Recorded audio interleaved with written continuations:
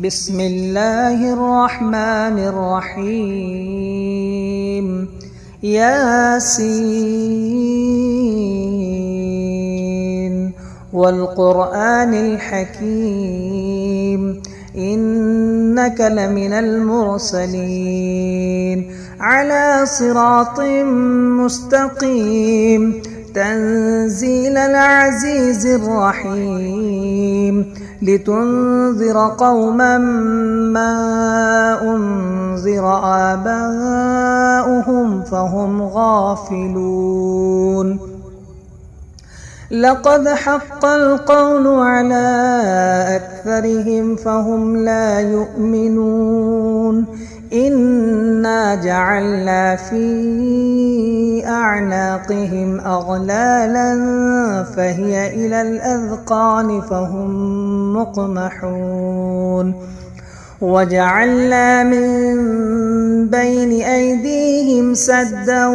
ومن خلفهم سدا فأغشيناهم فهم لا يبصرون وسواء عليهم أأنذرتهم أم لم تنذرهم لا يؤمنون إنما تنذر من اتبع الذكر وخشي الرحمن بالغيب فبشره بمغفرة وأجر كريم إنا نحن نحيي الموتى ونكتب ما قدموا وآثارهم وكل شيء أحصيناه في إمام مبين واضرب لهم مثلا أصحاب القرية إذ جاءها المرسلون إذ أرسلنا إليهم 2 فكذبوهما فعززنا بثالث فقالوا إنا إليكم مرسلون قالوا ما أنتم إلا بشر مثلنا وما أنزل الرحمن من شيء إن أنتم إلا تكذبون قالوا ربنا يعلم إنا إليكم لمرسلون وما علينا إلا البلاغ المبين قالوا إنا تطيرنا بكم لئن لم تنتهوا لنرجمنكم وليمسنكم منا عذاب أليم قالوا طائركم معكم أئن ذكرتم بل أنتم قوم مسرفون وجاء من أقصى المدينة رجل يسعى قال يا قوم اتبعوا المرسلين اتبعوا من لا يسألكم أجرا وهم مهتدون وما لي لا أعبد الذي فطرني وإليه ترجعون أتخذ من دونه آلهة إن يردني الرحمن بضر لا تغن عني شفاعتهم شيئا ولا ينقذون إني إذا لفي ضلال مبين إني آمنت بربكم فاسمعون قيل ادخل الجنة قال يا ليت قومي يعلمون بما غفر لي ربي وجعلني من المكرمين وما أنزلنا على قومه من بعده من جند من السماء وما كنا منزلين إن كانت إلا صيحة واحدة فإذا هم خامدون يا حسرة على العباد ما يأتيهم من رسول إلا كانوا به يستهزئون ألم يروا كم أهلكنا قبلهم من القرون أنهم إليهم لا يرجعون وإن كل لما جميع لدينا محضرون وآية لهم الأرض الميتة أحييناها وأخرجنا منها حبا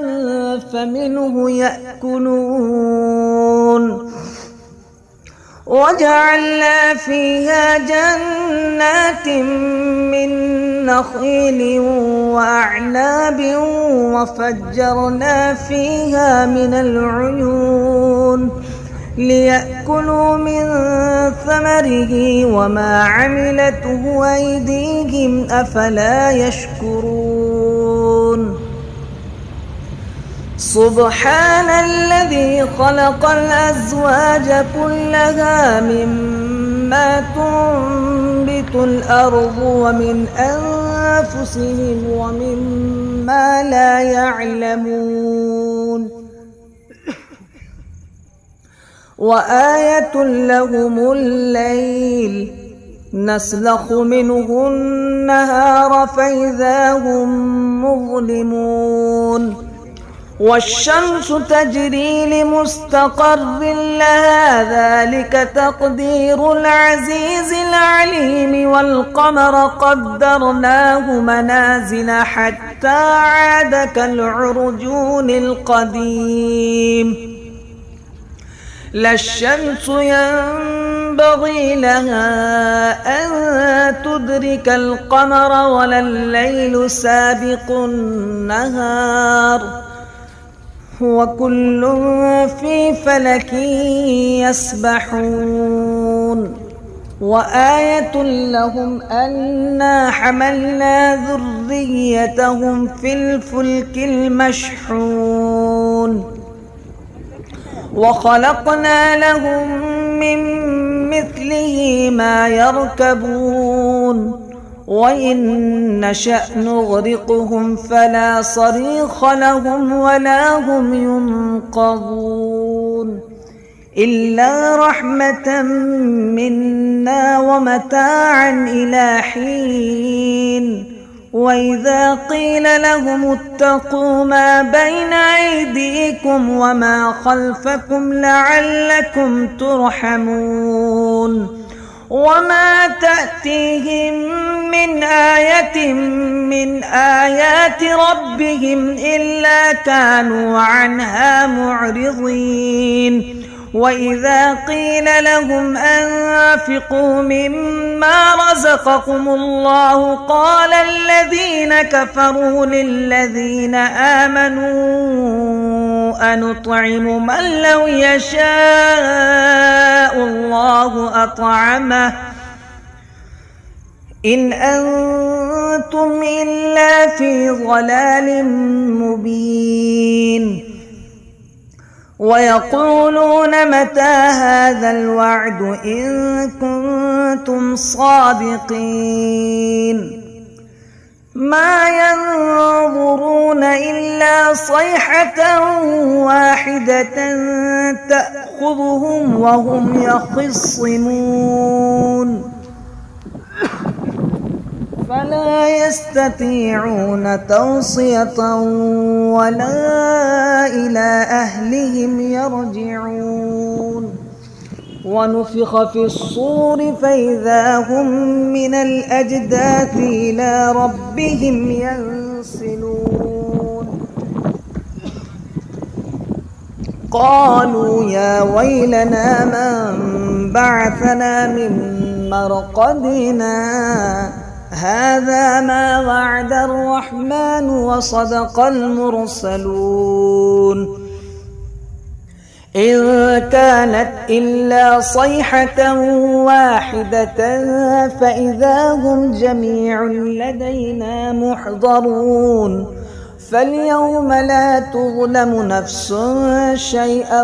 ولا تجزون إلا ما كنتم تعملون إن أصحاب الجنة اليوم في شغل فاكهون هم وأزواجهم في ظلال على الأرائك متكئون لهم فيها فاكهة ولهم ما يدعون سلام قولا من رب رحيم وامتازوا اليوم أيها المجرمون ألم أعهد إليكم يا بني آدم ألا تعبدوا الشيطان إنه لكم عدو مبين وأن اعبدوني هذا صراط مستقيم ولقد أضل منكم جبلا كثيرا أفلم تكونوا تعقلون هذه جهنم التي كنتم توعدون اصلوها اليوم بما كنتم تكفرون اليوم نختم على أفواههم وتكلمنا أيديهم وتشهد أرجلهم بما كانوا يكسبون ولو نشاء لطمسنا على أعينهم فاستبقوا الصراط فأنى يبصرون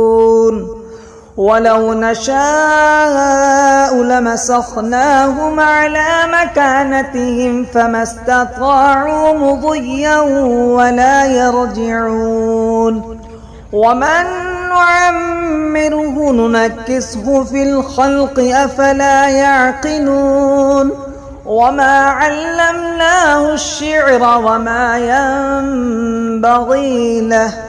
إن هو إلا ذكر وقرآن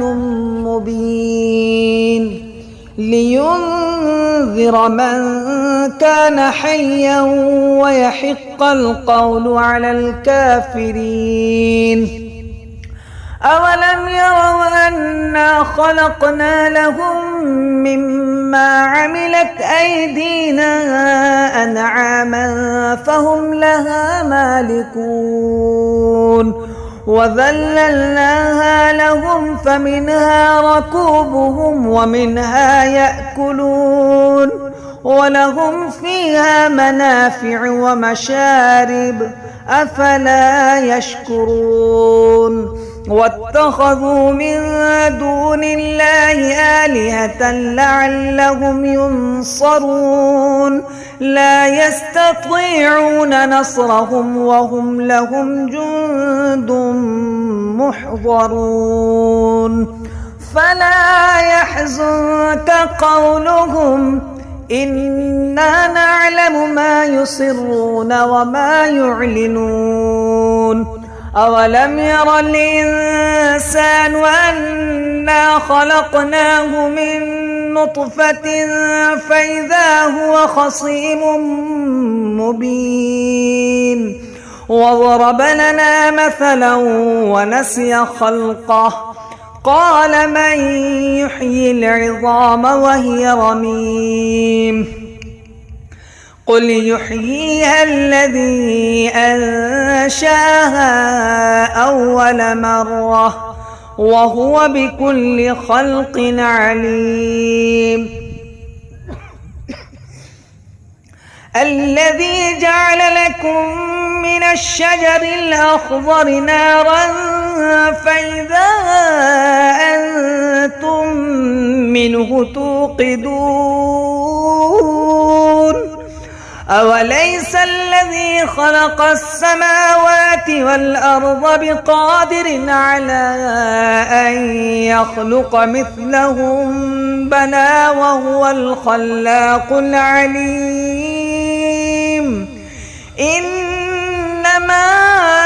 أمره إذا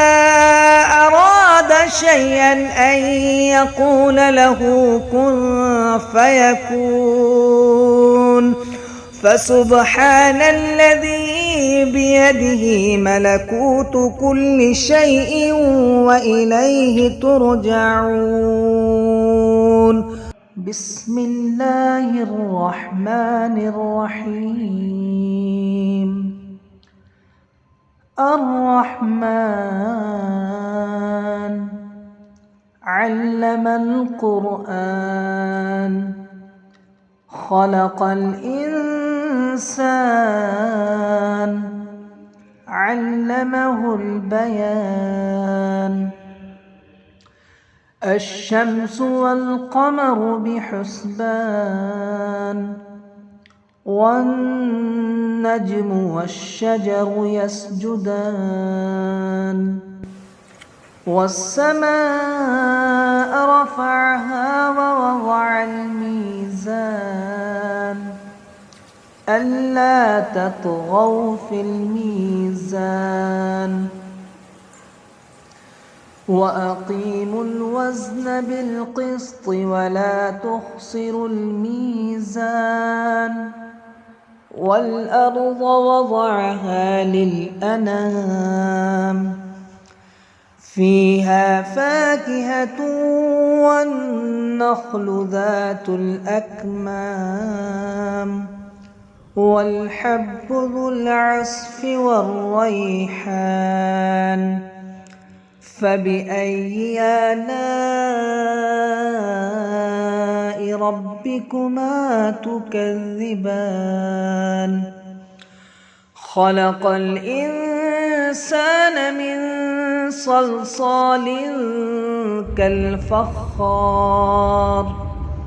وخلق الجان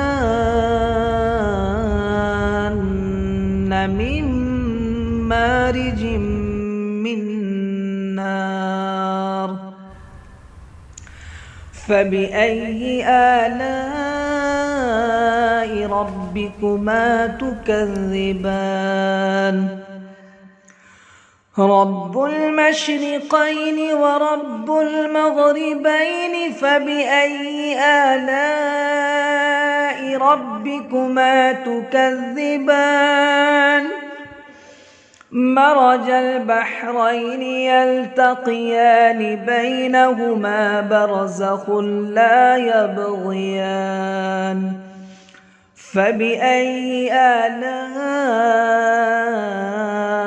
ربكما تكذبان يخرج منهما اللؤلؤ والمرجان فبأي آلاء ربكما تكذبان وله الجوار المنشآت في البحر كالأعلام فبأي آلاء ربكما تكذبان كل من عليها فان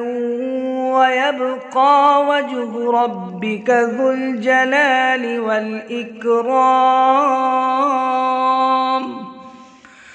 فبأي آلاء ربكما تكذبان يسأله من في السماوات والأرض كل يوم هو في شأن فبأي آلاء ربكما تكذبان سنفرغ لكم أيها الثقلان فبأي آلاء ربكما تكذبان يا معشر الجن والإنس إن استطعتم أن تنفذوا من أقطار السماوات والأرض فانفذوا لا تنفذون إلا بسلطان فبأي آلاء ربكما تكذبان يرسل عليكما شواظ من نار ونحاس فلا تنتصران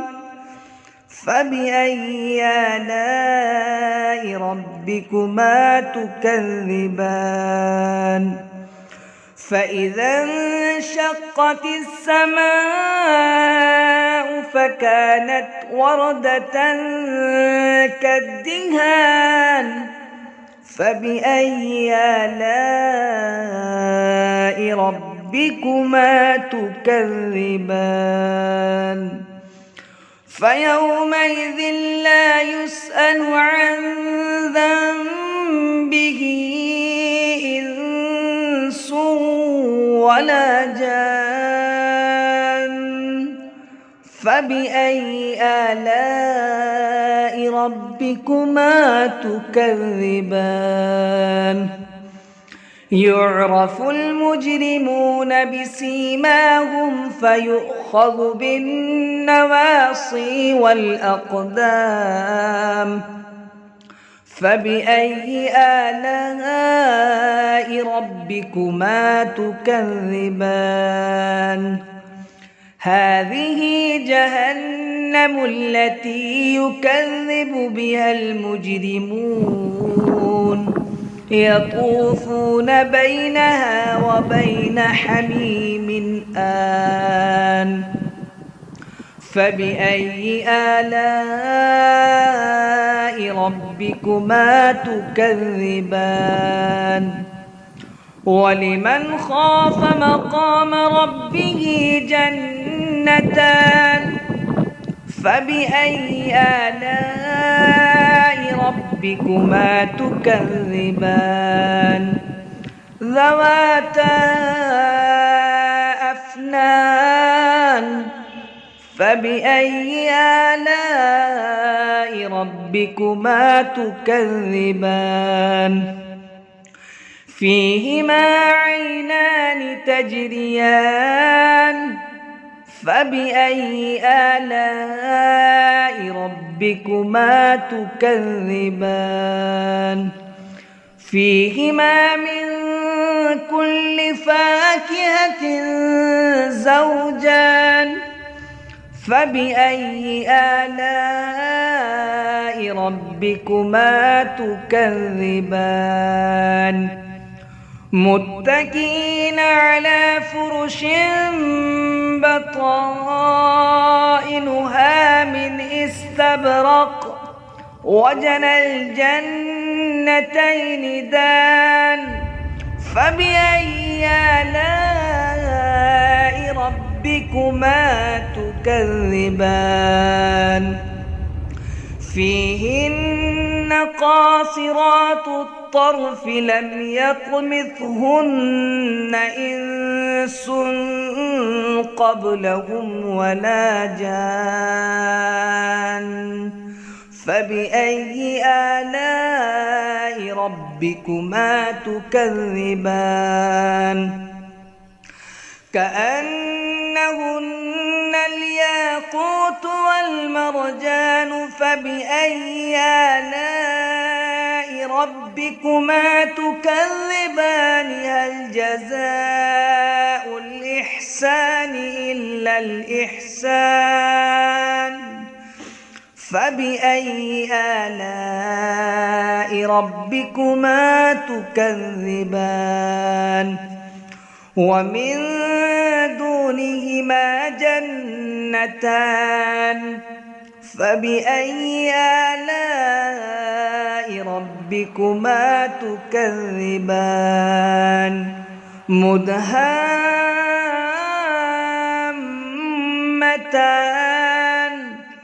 فبأي آلاء ربكما تكذبان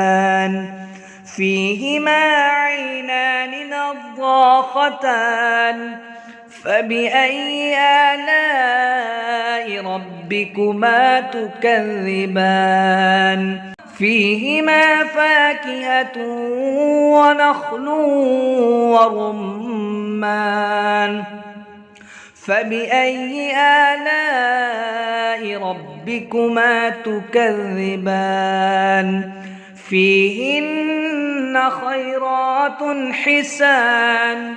فبأي آلاء ربكما تكذبان حور مقصورات في الخيام فبأي آلاء ربكما تكذبان لم يطمثهن إنس قبلهم ولا جان فبأي آلاء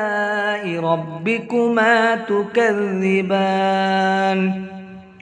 متكئين على رفرف خضر وعبقري حسان فبأي آلاء ربكما تكذبان تبارك اسم ربك ذي الجلال والإكرام بسم الله الرحمن الرحيم ياسين والقرآن الحكيم إنك لمن المرسلين على صراط مستقيم تنزيل العزيز الرحيم لتنذر قوما ما أنذر آباؤهم فهم غافلون لقد حق القول على أكثرهم فهم لا يؤمنون إنا جعلنا في أعناقهم أغلالا فهي إلى الأذقان فهم مقمحون وجعلنا من بين أيديهم سدا ومن خلفهم سدا فأغشيناهم فهم لا يبصرون وسواء عليهم أأنذرتهم أم لم تنذرهم لا يؤمنون إنما تنذر من اتبع الذكر وخشي الرحمن بالغيب فبشره بمغفرة وأجر كريم إنا نحن نحيي الموتى ونكتب ما قدموا وآثارهم وكل شيء أحصيناه في إمام مبين واضرب لهم مثلا أصحاب القرية إذ جاءها المرسلون إذ أرسلنا إليهم 2 فكذبوهما فعززنا بثالث فقالوا إنا إليكم مرسلون قالوا ما أنتم إلا بشر مثلنا وما أنزل الرحمن من شيء إن أنتم إلا تكذبون قالوا ربنا يعلم إنا إليكم لمرسلون وما علينا إلا البلاغ المبين. قالوا إنا تطيرنا بكم لئن لم تنتهوا لنرجمنكم وليمسنكم منا عذاب أليم. قالوا طائركم معكم أئن ذكرتم بل أنتم قوم مسرفون. وجاء من أقصى المدينة رجل يسعى قال يا قوم اتبعوا المرسلين اتبعوا من لا يسألكم أجرا وهم مهتدون. وما لي لا أعبد الذي فطرني وإليه ترجعون. أتخذ من دونه آلهة إن يردني الرحمن بضر لا تغن عني شفاعتهم شيئا ولا ينقذون. إني إذا لفي ضلال مبين. إني آمنت بربكم فاسمعون. قيل ادخل الجنة قال يا ليت قومي يعلمون بما غفر لي ربي وجعلني من المكرمين. وما أنزلنا على قومه من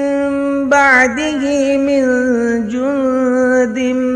من السماء وما كنا منزلين. إن كانت إلا صيحة واحدة فإذا هم خامدون. يا حسرة على العباد ما يأتيهم من رسول إلا كانوا به يستهزئون. ألم يروا كم أهلكنا قبلهم من القرون أنهم إليهم لا يرجعون. وإن كل لما جميع لدينا محضرون. وآية لهم الأرض الميتة أحييناها وأخرجنا منها حبا فمنه يأكلون. وجعلنا فيها جنات من نخيل وأعناب وفجرنا فيها من العيون ليأكلوا من ثمره وما عملته أيديهم أفلا يشكرون. سبحان الذي خلق الأزواج كلها مما تنبت الأرض ومن أنفسهم ومما لا يعلمون. وآية لهم الليل نسلخ منه النهار فإذا هم مظلمون.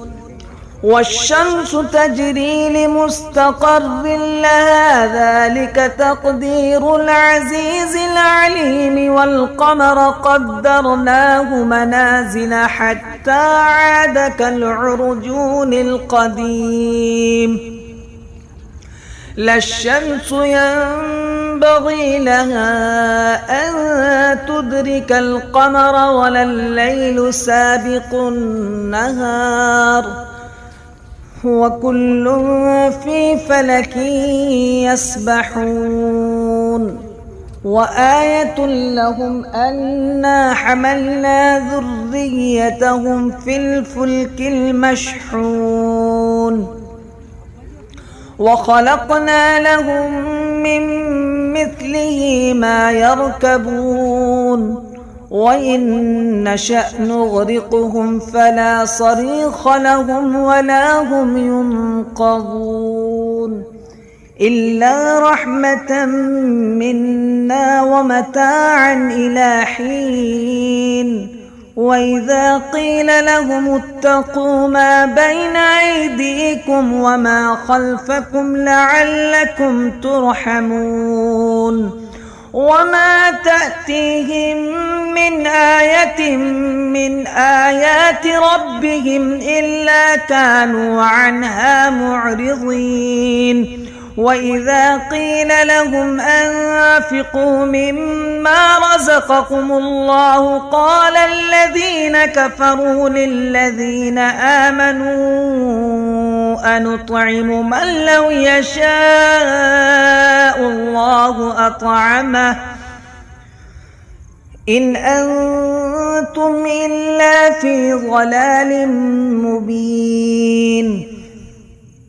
ويقولون متى هذا الوعد إن كنتم صادقين ما ينظرون إلا صيحة واحدة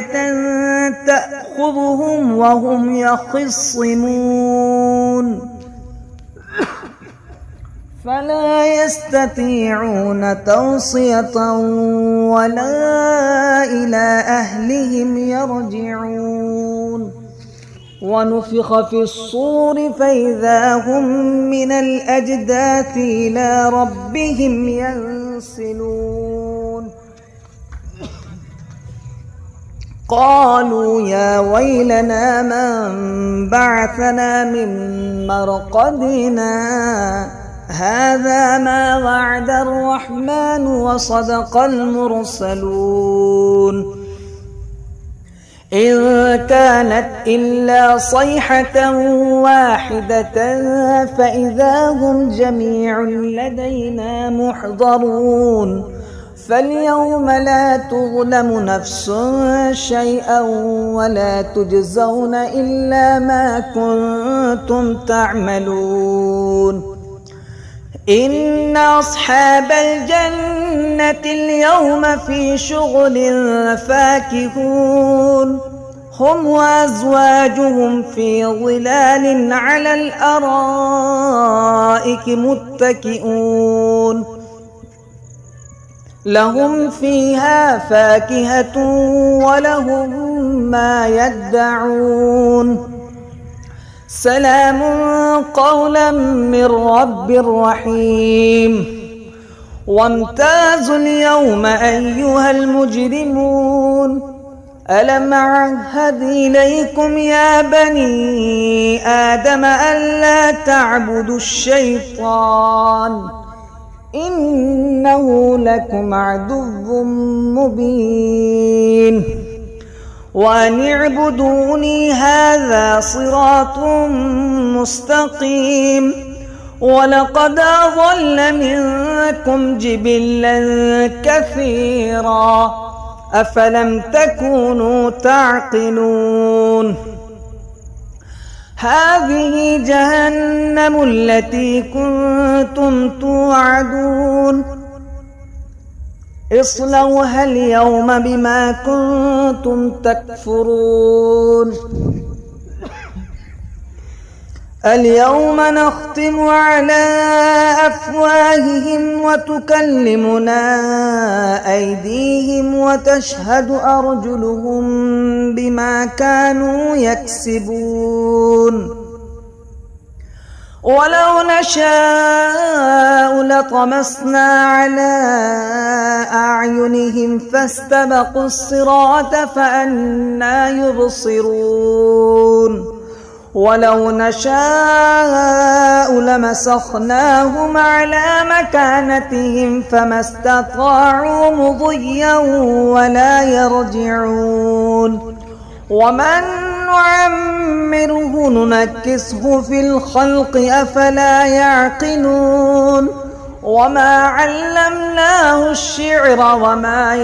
ينبغي له إن هو إلا ذكر وقرآن مبين لينذر من كان حيا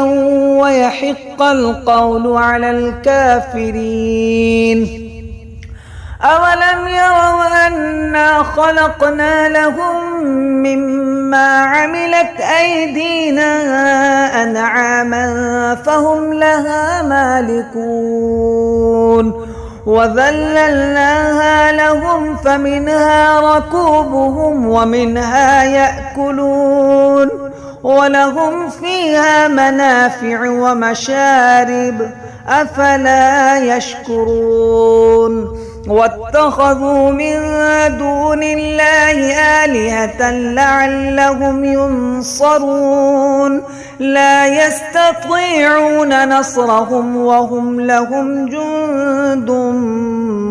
محضرون فلا يحزنك قولهم إنا نعلم ما يسرون وما يعلنون أولم ير الإنسان أنا خلقناه من نطفة فإذا هو خصيم مبين وضرب لنا مثلا ونسي خلقه قال من يحيي العظام وهي رميم قل يحييها الذي أنشأها أول مرة وهو بكل خلق عليم الذي جعل لكم من الشجر الأخضر نارا فإذا أنتم منه توقدون أوليس الذي خلق السماوات والأرض بقادر على أن يخلق مثلهم بلى وهو الخلاق العليم إنما أمره إذا أراد شيئا أن يقول له كن فيكون فسبحان الذي بيده ملكوت كل شيء وإليه ترجعون بسم الله الرحمن الرحيم الرحمن علم القرآن خلق الإنسان علمه البيان الشمس والقمر بحسبان والنجم والشجر يسجدان والسماء رفعها ووضع الميزان ألا تطغوا في الميزان وأقيموا الوزن بالقسط ولا تخسروا الميزان والأرض وضعها للأنام فيها فاكهة والنخل ذات الأكمام والحب ذو العصف والريحان فبأي آلاء ربكما تكذبان خلق الإنسان من صلصال كالفخار وخلق الجان من مارج من نار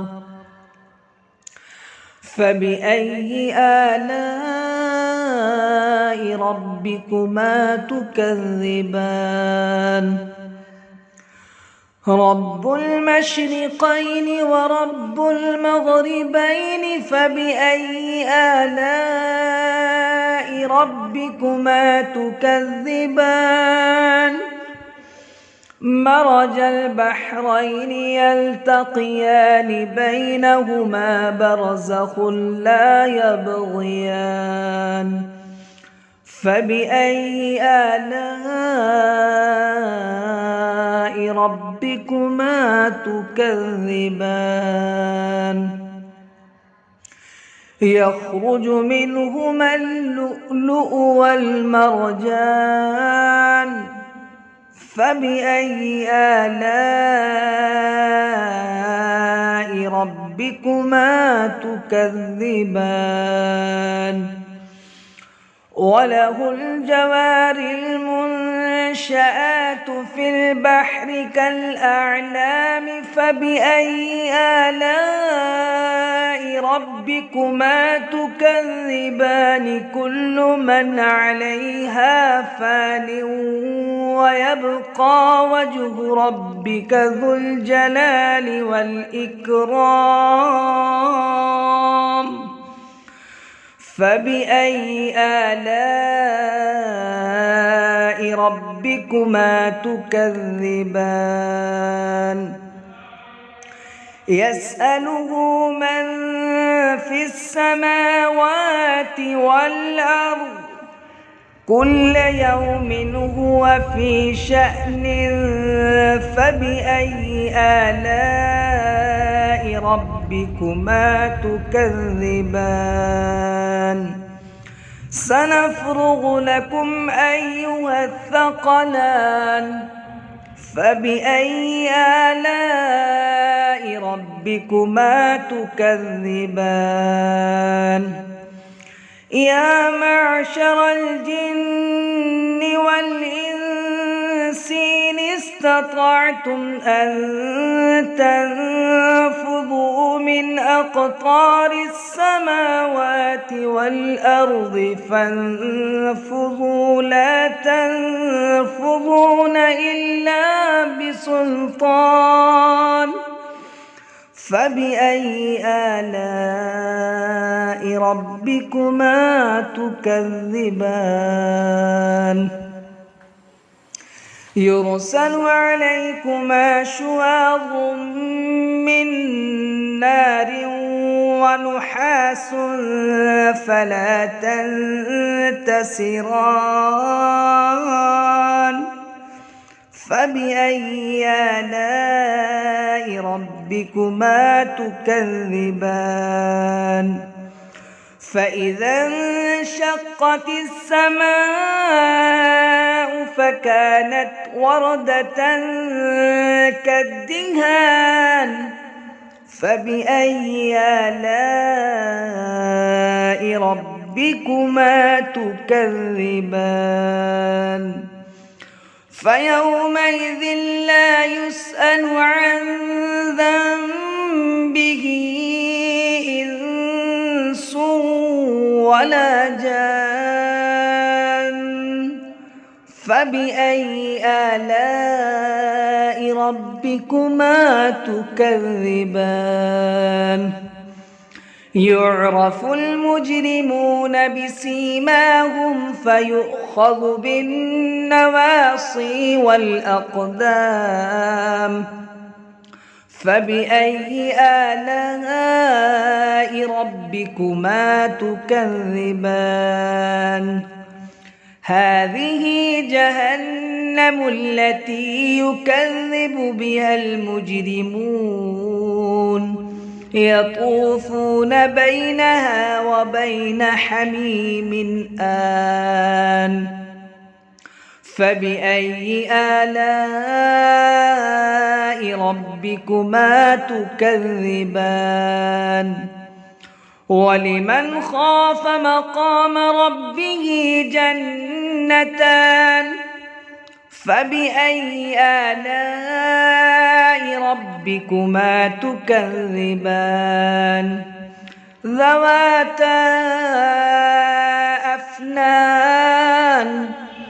فبأي آلاء ربكما تكذبان فيهما عينان تجريان فبأي آلاء ربكما تكذبان فيهما من كل فاكهة زوجان فبأي آلاء ربكما تكذبان متكئين على فرش بطائنها من استبرق وجنى الجنتين دان فبأي آلاء ربكما تكذبان فيهن قاصرات الطرف لم يطمثهن إنس قبلهم ولا جان فبأي آلاء ربكما تكذبان كأنهن الياقوت والمرجان فبأي آلاء ربكما تكذبان هل جزاء الإحسان إلا الإحسان فبأي آلاء ربكما تكذبان ومن دونهما جنتان فبأي آلاء ربكما تكذبان مدهامتان فبأي آلاء ربكما تكذبان فيهما عينان نضاختان فبأي آلاء ربكما تكذبان فيهما فاكهة ونخل ورمان فبأي آلاء ربكما تكذبان فيهن خيرات حسان فبأي آلاء ربكما تكذبان حور مقصورات في الخيام فبأي آلاء ربكما تكذبان لم يطمثهن إنس قبلهم ولا جان فبأي آلاء ربكما تكذبان متكئين على رفرف خضر وعبقري حسان فبأي آلاء ربكما تكذبان تبارك اسم ربك ذي الجلال والإكرام.